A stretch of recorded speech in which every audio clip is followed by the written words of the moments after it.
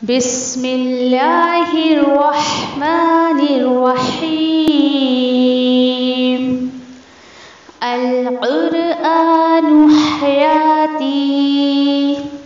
The Quran is my life, the way to connect with Allah subhanahu wa ta'ala. अस्सलामु अलैकुम वरहमतुल्लाहि वबरकातुह। नहमदुहु व नुसल्ली अला रसूलिहिल करीम, अम्मा बाद, फ़अऊज़ु बिल्लाहि मिनश शैतानिर रजीम, बिस्मिल्लाहिर रहमानिर रहीम। रब्बि इश्रह ली सदरी व यस्सिर ली अमरी वहलुल उक़दतम मिन लिसानी यफ़क़हू क़ौली। रब्बि यस्सिर व ला तुअस्सिर व तम्मिम बिल खैर व बिका नस्तईनु या फ़त्ताह। रब्बि ज़िदनी इल्मा अल्लाहुम्मा फ़क़्हिना फ़िद्दीन, आमीन या रब्बल आलमीन। अगला टॉपिक भी देखिए कि हमारा बहुत इम्पॉर्टेंट है और बहुत ज़्यादा इसको जो है वो गौर से आप सुनिएगा। रफ़ाए हाजत के मसाइल। रफ़ाए हाजत किसको कहा जाता है? ये वॉशरूम वगैरह से जो हम कि फ़ारिग होते हैं, आना जाना, उसका क्या कि उसके क्या आदाब है, उसकी क्या दुआएं हैं। इंशाल्लाह इन तमाम टॉपिक्स में हम जो है उसको कवर करने की कोशिश करते हैं। काफ़ी लेंदी है, आज इंशाल्लाह जितना हुआ देखते हैं। चले, इसके ताल्लुक़ से हम पहली हदीस लेते हैं कि बैतुल खला में दाखिल होने और निकलने की जो है मसनून दुआ ये है। हज़रत अनस रज़ियल्लाहु तआला अन्हु कहते हैं कि रसूलुल्लाह सल्लल्लाहु अलैहि वसल्लम जब बैतुल खला में दाखिल होते तो फरमाते क्या? अल्लाहुम्मा इन्नी अऊज़ु बिका मिनल खुबुसी वल खबाइस। जब दाखिल होते तो ये फरमाते थे, यानी ये दुआ पढ़ते थे। और अल्लाह का शुक्र है कि अच्छा, बैतुल खला भी कुछ लोगों को नहीं पता होगा, इसको टॉयलेट को कहा जाता है। ठीक है, अब देखिए यहाँ पर कि अल्हम्दुलिल्लाह हम में से काफ़ी लोगों का मामूल होगा, लेकिन कुछ लोगों का मामूल नहीं होता है कि टॉयलेट में जाने से पहले। अब देखिए आपके कुछ लोगों के टॉयलेट्स एंड बाथरूम क्या होते हैं? अटैच होते हैं। तो आप उससे पहले भी, बाथरूम में जाने से भी पहले आप पढ़ लें, कोई बात नहीं। तो इस दुआ को पढ़ना ये आप सल्लल्लाहु अलैहि वसल्लम की जो है वो सुन्नत है। तो इस पर अमल करने की जो है हमें कोशिश करना चाहिए। या फिर और देखिए इसका जो है यानी कि इसकी दुआ की जो तर्जुमानी पे ज़रा गौर करें आप कि या अल्लाह, मैं नापाक जिनों और जो है जिन्नियों से तेरी पनाह मांगता हूँ। इसे बुखारी और मुस्लिम ने जो है वो रिवायत किया है। अब आप बोलोगे कि ये जिन और जिन्नात यहाँ कैसे आके? बोलिए, कोशिश करें कि अगर आपके घर में ये मामूल नहीं है तो कोशिश करें इसको घर वालों को याद कराएं, बच्चों को भी, बड़ों को भी। और दुआओं का एहतमाम करने से वो याद होता है, उसको अमल में लाने से याद होता है। सिर्फ हम बचपन में रट लिए थे, अमल में नहीं लाए थे। कई लोग ऐसे होते हैं कि अरे बचपन में सब याद थी दुआएं, अभी नहीं याद है। क्यों? क्योंकि आपने उसको अमल में नहीं लाए। और अगर हो सके तो कि वॉशरूम के दरवाजे के साइड में या वॉशरूम के बाजू में यहाँ वहाँ कहीं ना इसको लिख कर आप, ताकि जाने से पहले किसी की नज़र पड़े तो वो उसको पढ़कर फिर जाए अंदर। हाँ, लगा सकते हो आप बाहर की तरफ ना। आप दरवाज़ा हाँ खुला है और बंद करोगे तो बाहर की तरफ ही होगा, एक रिमाइंडर के तौर पर कोशिश करें। ठीक है, फिर उसी के साथ साथ देखिए कि एक जो बात इससे जो है ना पता चलती है ना कि दुआ सिर्फ सवाब के लिए नहीं होता है। क्या कहते हैं आपको? दुआएं सिर्फ सवाब हासिल करने के लिए नहीं होती है, बल्कि इंसान को चाहिए कि बहुत शऊर के साथ उसको पढ़े, उसका फ़ायदा हासिल करे। और उसी के साथ साथ यहाँ देखिए कि अल खुबूसी वल खबाइस, यानी वहाँ पर जिन, मेल जिन और फीमेल जिनों का क्या होता है? डेरा होता है वहाँ पर। और हर दुआ का पता है एक असर होता है। अगर भाई उस दुआ का असर नहीं होता तो क्यों अल्लाह के रसूल के ज़रिए अल्लाह सुब्हानहू व तआला हमें सिखाते? तो इन बातों पर गौर व फिक्र किया करें। ठीक है, और देखिए कि वो जगह जो होती है वो नापाक होती है। क्यों? क्योंकि कि लैट्रिन है, टॉयलेट है, पेशाब है, ये चीज़ें कोई पाक नहीं होती है। और वहाँ पर उन लोगों का डेरा होता है। तो एक कि सेफ्टी के लिए उसको हमें चाहिए कि हम उसको जो है पढ़ के अंदर जाएं। उसी के साथ साथ आप देखें कि इससे हमें ये भी बात पता चलती है कि वॉशरूम ज़रूरत के तहत होना चाहिए, ना कि ख्वाहिशात के तहत। यानी मैंने कई ऐसे घरों में देखा है कि उनके किचन से बड़े बड़े तो उनके टॉयलेट्स होते हैं, और उस पर भी हैरानी की बात ये कि उनके टॉयलेट्स में, उनके के वॉशरूम में इतने बड़े बड़े मिरर लगे हुए होते हैं, किसी के स्पीकर्स लगे होते हैं, किसी का आप देखें कि वहाँ अंदर मैगजीन्स जो है वो रखी हुई होती है। तो उस जगह को जितना जल्दी हो सके फारिग हो जाए। अब ऐसी जगहों पर मैगज़ीन रखने से या फिर आप सोचें कि स्पीकर लगाने से क्या फ़ायदा, अच्छी जगह नहीं होती है वो। हमारे बच्चों को भी हम बचपन से ये तरबियत देना चाहिए कि बेटा ये अच्छी जगह नहीं है, ज़रूरत के तहत अल्लाह ने इसको यूज़ करने का हुक्म दिया है, आप इसको इस्तेमाल करें और फ़ौरन से फ़ौरन फारिग होकर जो है निकलने की कोशिश करें। आज हैरानी की बात है कि माएँ बचपन से बच्चों को ऐसी आदत डालती हैं कि बच्चे अंदर बैठे, वहाँ से माँ भी आवाज़ दे रही, वहाँ से बच्चा भी आवाज़ दे रहा है, हाँ हो गया, हाँ नहीं हुआ, हाँ हो गया, हाँ नहीं हुआ। यानी इन तमाम चीज़ों के लिए बच्चों को आप ट्रेन करें कि आप जो है शोर नहीं करोगे, क्योंकि वहाँ पे हमें बातचीत भी नहीं करना चाहिए, जितना हो सके खामोशी इख्तियार करें। ऐसे बहुत सारे आदाब जो है हमें यानी कि तो अच्छी आदत नहीं है, बुरी बात है, ये सब ट्रेन हमें अपने बच्चों को करना चाहिए। और उसी के साथ साथ देखें कि अब देखिए आप जितनी देर अंदर रहेंगी, किसके साथ आप हैं? खुबुस खबाइस के साथ हैं, शैतानों के साथ हैं, तो साथ का असर पड़ता है। जो लोग कि टॉयलेट वगैरह में ज़्यादा टाइम स्पेंड करते हैं ना, आप उनके मिजाज को देखें, तबीयत में बोझलपन, एकदम बीमार से रहेंगे, एकदम तबीयत में उनके अजीब सी घबराहट रहेगी। क्यों? क्योंकि वो ज़्यादातर वक्त वो भाई जिन और जिन्नातों के साथ गुजार रहे हैं। कोशिश करें ज़रूरत के तहत जो है वो वॉशरूम को इस्तेमाल करने की जो है वो कोशिश करें। फिर उसी के साथ साथ देखें आप कि वहाँ पर जो है वो बात नहीं करनी है। देखिए वहाँ पर फरिश्ते नहीं होते हैं। और उसी के साथ साथ एक जितना वक्त आप अंदर रहोगे उतनी देर आप देखें कि अल्लाह का कोई ज़िक्र अस्कार नहीं कर सकते। बात करना ही मना है तो सोचिए आप ज़रा, यानी ऐसी जगह जहाँ अल्लाह का ज़िक्र नहीं कर सकते हैं तो शैतान तो अच्छे से डेरा डाल लेगा ना वहाँ पर। कितना बड़ा ये खुलासा किया जा रहा है। फिर उसके बाद देखिए कि उसी के साथ साथ देखिए कि कुछ लोग हैं ना कि वॉशरूम में रह के कभी कपड़े मांग रहे हैं, कभी टॉवेल मांग रहे हैं, तो समझाएं अपने घर के बच्चों को और बड़ों को कि इन तमाम चीज़ों को अवॉइड करें। ठीक है, कोशिश करें इंशाल्लाह। हाँ, साथ साथ देखिए कि अक्सर देखा गया है ना कि जब कि घर का इंटीरियर करते हैं ना, या उसको जब देख रहे हैं कि भाई हमें कहाँ बेडरूम बनाना है, और उसको डिज़ाइन करते वक्त अक्सर देखा गया है कि लोग अपने बेडरूम से ज़्यादा तो अपने जिन्नात का कमरा सजाते हैं, और वो वॉशरूम है।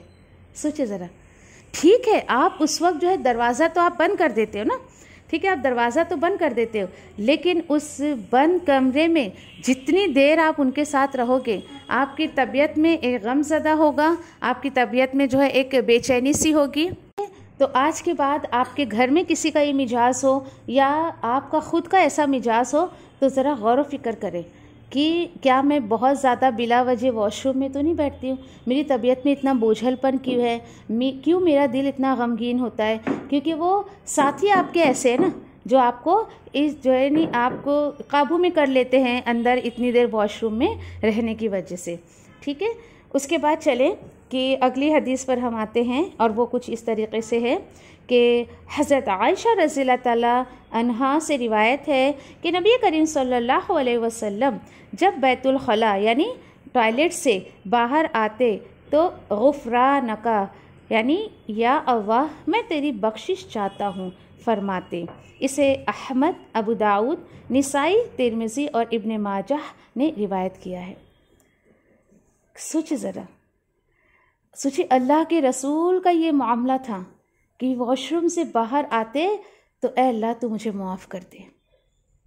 कितनी हैरत की बात है। क्यों भाई, क्यों ऐसा करते थे? बोलिए। Very good. सबसे बड़ा रीज़न ये कि जितना देर हम वॉशरूम में रहते हैं, टॉयलेट में रहते हैं, उतनी देर हम अल्लाह की याद से गाफिल रहते हैं, या कहे कि इजाज़त ही नहीं है तो हम जिक्र अस्कार नहीं करते। उस पर अल्लाह के रसूल ने कहा कि माफ़ी मांगो, अल्लाह से मग़फ़िरत मांगो इस चीज़ के लिए, अल्लाह मुझे बख्श दे। सोचिए ज़रा, ये तो वॉशरूम से बाहर, और न जाने वॉशरूम तो छोड़ दें आप, ऐसे ही हम कितना वक्त ज़ाय करते तो भी हमें एहसास नहीं होता है कि हम अल्लाह से चलो माफ़ी मांग ले कि 1-2 घंटा 3-3 4-4 5-5 घंटा मैं तो मूवी को दे आई, सीरियल को दे आई, बाज़ारों में घुमाई और अल्लाह से माफ़ी मांग लूँ। शऊर नहीं आता है इस चीज़ का। सोचे कि कितनी देर आप बंदा होगा, 10 से 15 मिनट, किसी को बहुत ज़रूरत है। देखिए अंदर जो देर करते, मुझे तो आज तक समझ नहीं आया काय को देर करते। भाई रोज़ नहाने वाले को क्या ज़रूरत है 1-1 घंटा। मैं ऐसे लोगों को भी जानती हूँ पूरा 1 से 1.5 घंटा जब तक कांटा घूमेगा नहीं बंदे बाहर निकलते ही नहीं है। और इसी तरीके से देखिए कि बाथरूम का कुछ इस तरीके से कि हाल होता है कि कुछ लोगों का मामूल चले कि जैसे कि अभी मैं जो है मुंबई जैसे एरिया में रहती हूँ तो यहाँ घर छोटे छोटे होते हैं, है ना। तो कुछ लोगों का ये मामूल होता है कि कि जो उनका बाथरूम है वहीं पर वो बर्तन धो रहे हैं, वहीं पर कपड़े धो रहे हैं। अल्लाह अकबर। आप सोचें कि वो गंदी जगह है। अवॉइड करें इन चीज़ों को, अवॉइड करें। क्यों?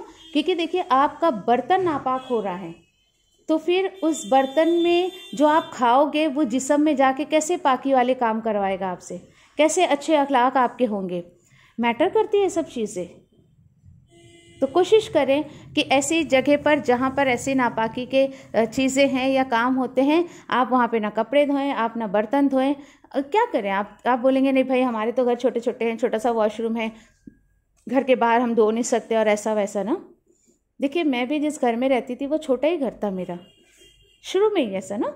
मैं क्या करती थी, मेरे किचन के ऊपर 2 टब रखती थी। एक टब में मैं बर्तन जो है गंदे रखती थी और एक में पानी, और इस तरीके से धोती थी कि बर्तन धोया हुआ पानी में भी आप जो है दूसरे कुछ काम को ले, इतना नीट एंड क्लीन रहता था। तो वो शऊर मांगे अल्लाह से। एक ही बाथरूम था हमारे, लेकिन कभी उसमें बर्तन नहीं धोए।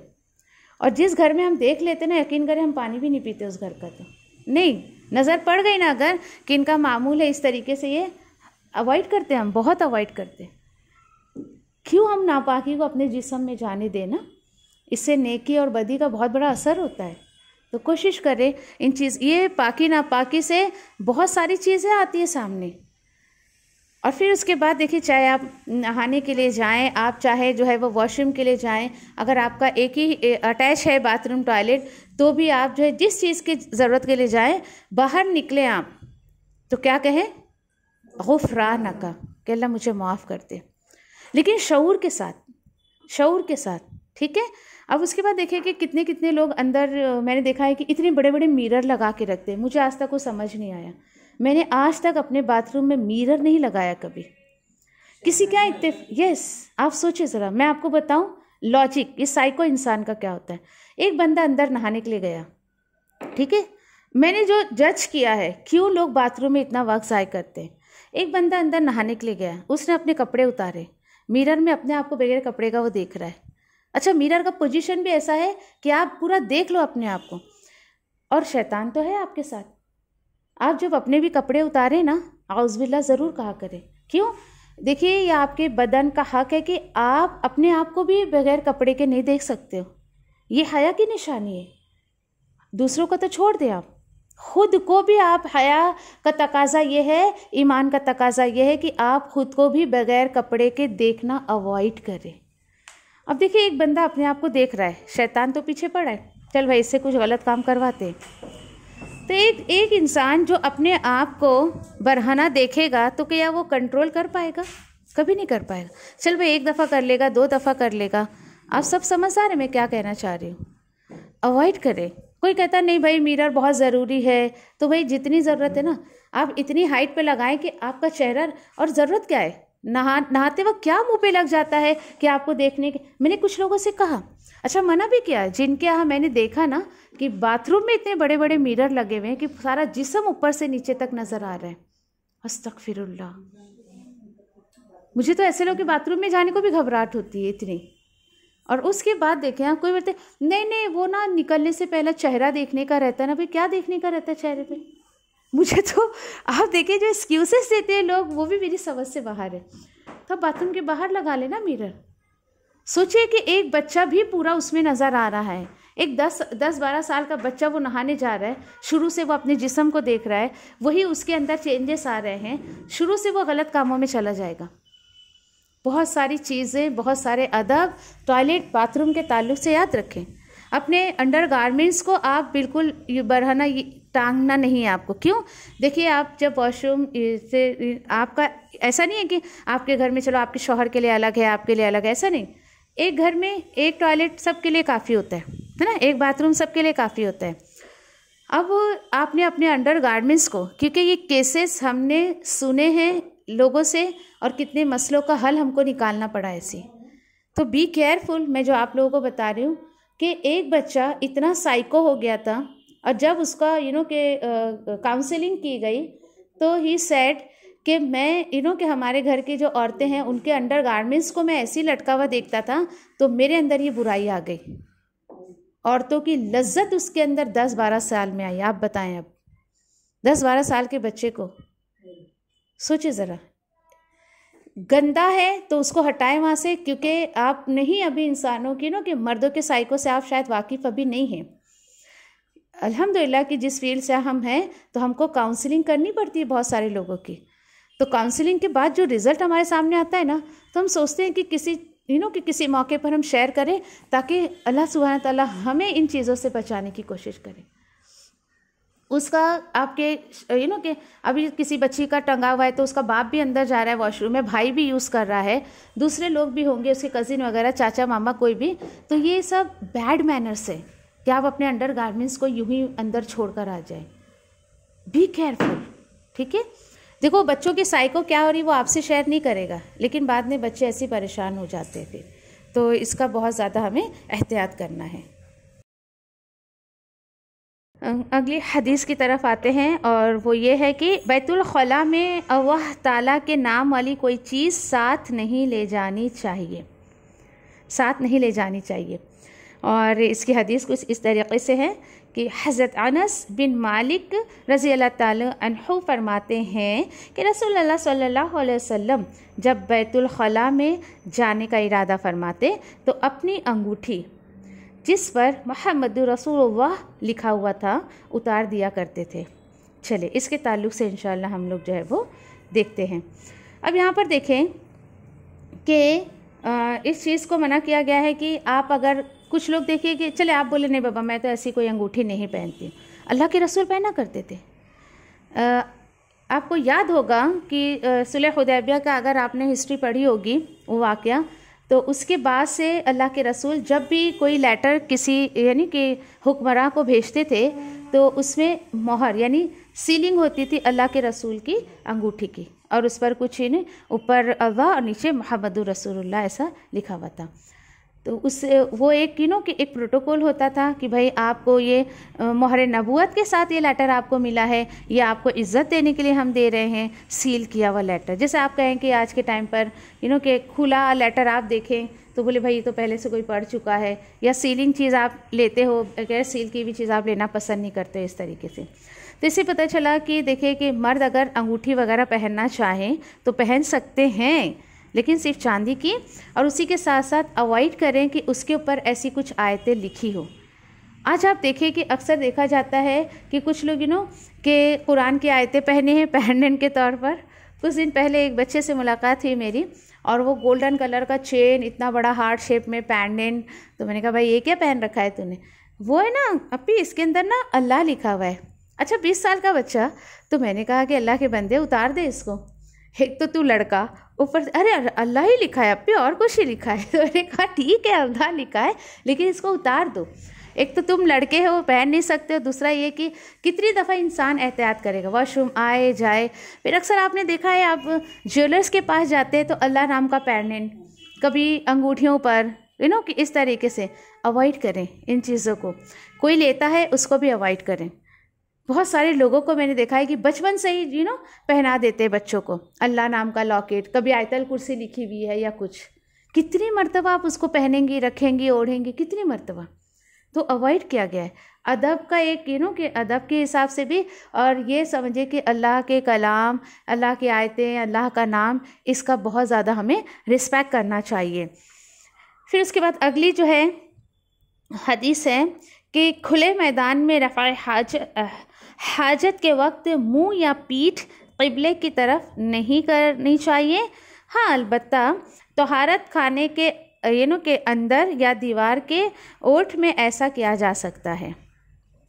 दो अलग अलग बातें हैं और इसको मैं कहूँगी बहुत ध्यान से सुनिएगा आप लोग। चलिए, इसके ताल्लुक़ से पहली हदीस हम देखते हैं, जो है अबू हुरैरा रज़ियल्लाहु तआला अन्हु से रिवायत है कि रसूलुल्लाह सल्लल्लाहु अलैहि वसल्लम ने फरमाया, जब कोई आदमी रफ़ाए हाजत के लिए बैठे तो मुँह या पीठ क़िबले की तरफ ना करे। इसे मुस्लिम ने रिवायत किया है।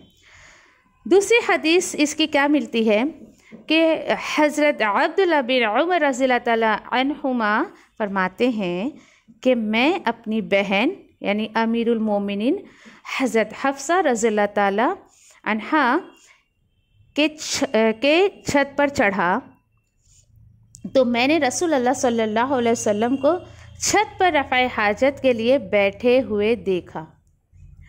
आप सल्लल्लाहु अलैहि वसल्लम का मुँह शाम की तरफ और पीठ जो था वो क़िबले की तरफ थी। इसे मुस्लिम ने रिवायत किया है। दोनों बातें क्या हैं? अलग अलग, ठीक है। हाँ, तो मैं ये कह रही थी कि ये दोनों हदीसें आप फील किया आपने कि ये दोनों मुख्तलिफ है। एक में देखिए कि मना किया है कि क़िबले की तरफ मुँह नहीं करना है, और दूसरा ऐसा है, दूसरे में ऐसा देखा जा रहा है और कि अल्लाह के रसूल को किसने देखा? अब्दुल्लाह बिन उमर रज़ियल्लाहु तआला अन्हुमा ने देखा। और ये जो है हज़रत हफ्सा जो थी ये उमर रज़ियल्लाहु तआला की कौन थी? बहन और नबी करीम सल्लल्लाहु अलैहि वसल्लम की वाइफ थी, जज़े मुबारक उनकी। ओके, अच्छा, फिर यहाँ पर देखिए कि दोनों बातों में एकदम कॉन्ट्रडिक्शन हमें जो है वो नज़र आ रहा है। कैसे कि यहाँ पर देखिए कि ये जो आयतें दोनों जो हदीसें दी जा रही है, बाज़ लोग देखिए कि हदीसों को एकदम के उसको फोर्ट करते हैं और फिर नबी करीम सल्लल्लाहु अलैहि वसल्लम की ज़ात पर नाउज़ुबिल्लाह कीचड़ उछालते हैं कि देखो किबले की तरफ रुक कर के तो मना किया गया है, फिर अल्लाह के रसूल क्यों बैठे। ठीक है, तो कुछ चीज़ें इंशाल्लाह मैं आपको क्लियर करने की कोशिश करती हूँ कि मुहद्दिसीन ने देखिए कि नबी करीम सल्लल्लाहु अलैहि वसल्लम के ताल्लुक़ से एक बात मुहद्दिसीन ने सारी चीज़ों को जमा किया और ये कहा कि अगर नबी करीम सल्लल्लाहु अलैहि वसल्लम कुछ करने को कहते हैं ना कि तुम ये करो, यू डू दिस, तो उसे उम्मत को कर लेना चाहिए। ठीक है, क्यों? क्योंकि नबी करीम सल्लल्लाहु अलैहि वसल्लम की जो बातें या हुक्म होता है वो उम्मत के लिए फ़र्ज़ लेवल होती है, फ़र्ज़ के दर्जे पर जाता है। ठीक है, उसी तरीके से देखिए फिर दूसरी तरफ देखिए कि आप सल्लल्लाहु अलैहि वसल्लम ने जो किया या नहीं किया उसको तो है, यानी कि इन दोनों में बिल्कुल बहुत अलग मुख्तलिफ बातें हैं दोनों। क्यों? क्योंकि इंसान जो करता है ना उसका जवाब उसको खुद देना है। अल्लाह के रसूल ने किया तो अल्लाह के रसूल ने अल्लाह के हुक्म से किया होगा, या उस वक्त आप देखें कि क्या ज़रूरत थी, क्या यानी कि क्या हालात थे, क्या नहीं थे, वो हमें नहीं पता। लेकिन पहली हदीस में जैसे कहा जा रहा है ना कि नहीं करना चाहिए, पीठ नहीं करने चाहिए, लेकिन आप इसके टाइटल पे गौर करें कि अलबत्ता तहारत खाने के अंदर दीवार की ओट हो तो क्या हो, ऐसा किया जा सकता है। बहुत सारी चीज़ें इसकी रोशनी में जो है हमें नज़र आती है कि जिस तरीके से मैंने कहा ना कि अगर अल्लाह के रसूल ने हुक्म दिया है तो उम्मत की ज़िम्मेदारी है कि वो करे। पहली शर्त ये है कि उम्मत को करना चाहिए। ठीक है, फिर उसके बाद देखिए कि उसी के साथ साथ एक चीज़ आप जब इंसान घर बनाता है और अब उसका कोई ऐसा कंडीशन नहीं बैठ रहा है कि भाई अगर मैं पीठ इधर करूं या मुंह, यानी कि ऐसा मैंने ये डायरेक्शन ने बनाया है कि मेरा मुंह किबले की तरफ हो रहा है या पीठ इधर हो रही है, तो इससे कोई हर्ज नहीं है। क्यों? क्योंकि वॉशरूम हमारे खुले नहीं रहते हैं, दीवार की ओट है ना उसमें, तो कर एहतियात करो, बहुत अच्छी बात है, कोई उसमें वो नहीं है। लेकिन अगर कोई ऐसा नहीं सिस्टम बैठ रहा है, कोई करता है, तो इसमें कोई हर्ज भी नहीं है। हदीस की रोशनी में ये बात हमें जो है वो पता चल गई है। फिर दूसरी चीज़ याद रखें कि इन सब चीज़ों को इशू बना के, क्योंकि अक्सर देखा गया है ना कि लोग कहते हैं कि देखो देखो काबा की तरफ पैर करके मत बैठो, सुना है आपने भी ना, और कुछ लोगों का तो अल्लाह की पनाह ये मसला होता है कि वही जब घर बनाते बेडरूम बनाने का आया, क्या करे, अभी सर काबे की तरफ नहीं होना चाहिए, पैर इधर नहीं होना चाहिए, वो उधर नहीं होना चाहिए। जी नहीं, ऐसा क्यों लोग इशू बनाते हैं इन बातों का? ऐसा नहीं होना चाहिए। आप देखें कि ये जो लोग ऐसी बातें कहते हैं ना, नहीं कि किबले के रुख है ना जो, पैर करके नहीं बैठना चाहिए, तो बताए ऐसे तो पूरा अरब जो है, आप बैतुल्लाह आपने देखा, क्या करेंगे अगर आप उस तरफ पैर करके बैठो? कैसे बैठेंगे फिर आप? वो तो पूरा सर्कल में बैठ ही नहीं सकते आप तो ये इतनी बेकार सी बातें हैं, छोटी छोटी है। एहतियात इस अच्छी बात है, रिस्पेक्ट है, हम उसको ताज़ीम दे रहे हैं कि किबला अल्लाह का घर है, वो कि एक ताज़ीम के तौर पे ठीक है। लेकिन आप उसको अल्लाह की पनाह के सामने वाले के सर पे सवार के, तूने पैर इधर क्यों किया, ऐसा क्यों किया, वैसा क्यों किया, लोग बहुत इशू बनाते हैं इन बातों का। जी नहीं, उसकी ताज़ीम करना इंसान दिल से करे, लेकिन इस तरीके से फतवे ना निकाल दे कि तुमने ये कर लिया तो तुम्हें अब ये करना पड़ेगा, तुम्हें ये करना पड़ेगा। ऐसी बातों को अवॉइड करें, ठीक है। फिर बहुत माइंड करते हैं लोग, फिर आप तो अरब की तरफ पैर कर ही नहीं सकते हो, क्योंकि बैतुल्लाह तो बीचों बीच में है। समझ लो मेरी बात।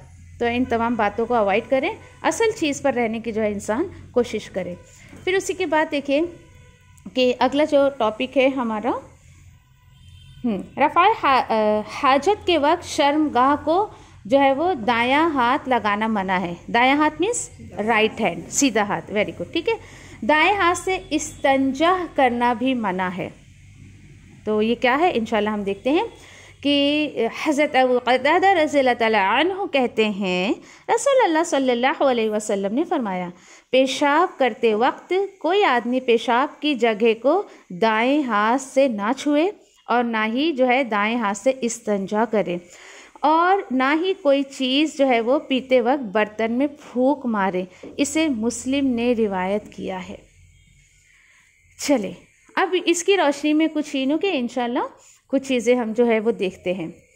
पहली बात तो देखिए कि अल्लाह सुब्हाना ताला ने इंसान जैसी मखलूक को 2 हाथ दिए हैं, तो उसका कुछ तो मकसद है ना। राइट हैंड हमें खाने पीने के लिए अल्लाह ने दिया है, और लेफ़्ट हैंड हमें गंदगी साफ़ करने के लिए दी है। याद रखें एक बात कि अक्सर जो है यानी कि बच्चों को भी अपने बचपन से ये आदत डालें। कि एक मारूफ जुमला ना, जब किसी बच्चे को आप देखें लेफ़्ट हैंड से खाना भी खा रहा है, लेफ़्ट हैंड से वो लिख भी रहा है, तो अक्सर लोग क्या कहते हैं, लेफ्टी है ये। तो पेरेंट्स को चाहिए कि वो बचपन से एहतियात करें कि अपने बच्चों को शुरू से राइट हैंड से खाने की आदत डालें, क्योंकि बच्चा छोटा है, अभी तो उसको पता भी नहीं किस हाथ से खाना है। अगर ठीक है, हालांकि देखिए ये फितरत बात है, फितरती कि बच्चा लेफ़्ट हैंड से पहले काम शुरू करता है, ये नेचुरल थिंग है। लेकिन जब हम उसकी आदत कि उसको पढ़ने नहीं देंगे, तो अल्हम्दुलिल्लाह वो सीधा नॉर्मल होके ही काम करेगा। दूसरी चीज़ ये, अक्सर औरतों को आपने देखा है, ये एहतियात करना है जिनके बच्चे छोटे हैं। अगर आपको उनको पॉटी या पेशाब कुछ वॉश आउट कराना है ना, तो उन बच्चों को क्या करे, वो राइट हैंड से पकड़े और लेफ़्ट हैंड से उनको जो है वो उनको वॉश आउट करे। समझ गए? अक्सर औरतों को मैंने देखा ना, ध्यान नहीं देते हैं। और यकीन करें आप, मैं इन सब चीज़ों को बहुत देखती हूँ, बहुत ही ज़्यादा। किसी के यहाँ छोटा बच्चा है ना, क्योंकि मैं सबके यहाँ खाना पीना पसंद नहीं करती हूँ बिल्कुल भी, एहतियात बहुत करती हूँ मैं। बच्चा है छोटा तो मैं देखूँगी भाई इनका क्या मिजाज है, ये कितनी साफ़ सुथराई ये रखते हैं कि इन्होंने। और बच्चा अगर वॉशरूम गया है तो आने के बाद मैं उस औरत पे ध्यान रखती हूँ बराबर, क्योंकि इस्लाह का आपको मौका मिल रहा तो आप कर दें। उन्हें आप समझाएं कि अगर ठीक है आपने चलो राइट हैंड से कर दिया, उसी राइट हैंड से आके कुछ काम कर रहे हैं, अल्लाह ना करे आपके नाखून वगैरह में वो गंदगी अगर रह गई हो, तो सोचिए वो कहाँ तक जाएगी वो गंदगी। तस्नीम कितना मुंह टेढ़ा बेढ़ा कर रही है, अल्लाह अकबर। देखिए जब मैं कि इन आयतों की अस्तगफिरुल्लाह, बार बार आयतें ही, ये कुरान पढ़ा के इतना जहन में आयतें बैठ गई। अल्हम्दुलिल्लाह, चले ठीक है। इन हदीसों की स्टडी कर रही थी ना, तो कुछ चंद बातें जो जहन में आई ना, कि इस्लाम देखिए कि कितनी बारीकी से बात करता है। आप फील कर रहे हैं इस चीज़ को, है ना। और देखिए कि कुछ लोगों का हाल ऐसा होता है ना कि इन सब चीज़ों को बताने के लिए इतना शर्म महसूस करते हैं। जो बातें मैं आपसे कह रही हूँ ना अभी, इससे पहले आपने सुनी किसी की ज़बान से, नहीं ना, क्योंकि लोग जो है ना शर्म महसूस करते। देखिए कि खुद की इस्लाह के साथ साथ दूसरों की भी इस्लाह की फ़िक्र किया करें, तो कहीं ना कहीं अल्लाह सुब्हानहू तआला हमारी भी इस्लाह जो है वो कर देंगे, ठीक है इंशाल्लाह। फिर देखिए इसी के साथ साथ हमें ये भी पता चलता है ना कि ऐसी बातों को जो है वो शेयर किया करें, करने से झिझके ना। फिर इससे ये भी पता चलता है हमें कि दीन हमारे लिए कि एक मुकम्मल कि ज़िंदगी गुजारने के लिए एक मुकम्मल बोलते ना ज़ाब्ते हयात है, कि सारी चीज़ें जब आप सीखोगे ना आपको ये दीन भी आसान लगेगा। और यकीन करें कि जब दीन पे अमल करते हैं तो ज़िंदगी बड़ी आसान हो जाती है अल्हम्दुलिल्लाह, ठीक है। फिर उसी के साथ साथ कि जब कि इसको इन तमाम चीज़ों को एक इबादत के लेवल पे ले जाएं आप, और दीन हमारा सिर्फ रोज़ा, नमाज, हज इसकी बात नहीं करता है, बल्कि इतनी बारीक बारीक बातें कि इंसान के कैरेक्टर को निखार दे, वो उसके पर्सनालिटी में उसको कि एक डेवलपमेंट हो जाए। फिर उसी के साथ साथ देखिए कि ज़िंदगी की इतनी बारीक मसले को है अल्हम्दुलिल्लाह यहाँ पर जो है वो शेयर किया जा रहा है। इंशाल्लाह आगे हम देखेंगे एक हदीस, यहाँ पे भी मैं आपको बता दूं कि जैसे कि आपको पीछे भी मैंने कहा कि सलमान फ़ारसी रज़ियल्लाहु ताला अन्हु को जब यहूदियों ने एक टोन किया था ना, अरे ये क्या है, हमने सुना है कि तुम्हारा जो रसूल है तुम्हें यानी कि टॉयलेट जाने के आदाब भी सिखा कर गए।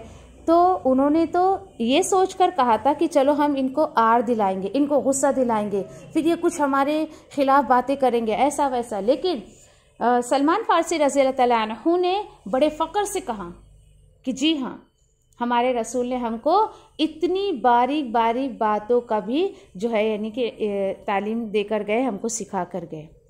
तो माइंड मत करिए आप लोग इन सब चीज़ों को आम करने के लिए। आप देखिए इसी को आपको पता है कैरेक्टर बिल्डिंग या फिर पर्सनालिटी डेवलपमेंट के नाम पे कई हज़ारों लाखों रुपए लेकर कोर्स करवाए जाते हैं और सिखाया ये सब जाता है एक अच्छा इंसान कैसे बनने का। आप कुरान और हदीस पढ़े, उस पर अमल करें, लाखों रुपए आपकी जेब में बचेंगे। ज़रूरत नहीं पड़ेगी आपको पर्सनालिटी डेवलपमेंट के नाम पे कोर्स करके इतने पैसे यहाँ वहाँ वेस्ट करने की। उसी के साथ साथ तो याद रखें कि लेफ़्ट हैंड से जो है वो हमें जो है यानी कि शर्मगाह को छूना है। आपको कोई मेडिसिन भी लगानी है कुछ तो आप राइट हैंड से ना लगाएं, लेफ़्ट हैंड से लगाएं। और अगर वो जगह धोने की ज़रूरत है तो आप क्या करें, लेफ़्ट हैंड यूज़ करें, राइट हैंड नहीं यूज़ करें। अब एक सवाल मैं आपसे करूं कि इतनी बारीक बातें कौन बताता है, कौन बताता है बताएं? हाँ वो तो है, कौन बता सकते हैं? नॉलेज प्लस, अरे कई लोगों को नॉलेज होती है फिर भी नहीं बताते। देखिए जिसको आपसे मोहब्बत होगी ना वो आपको इतनी सारी इतनी बारीक बातें बताएगा।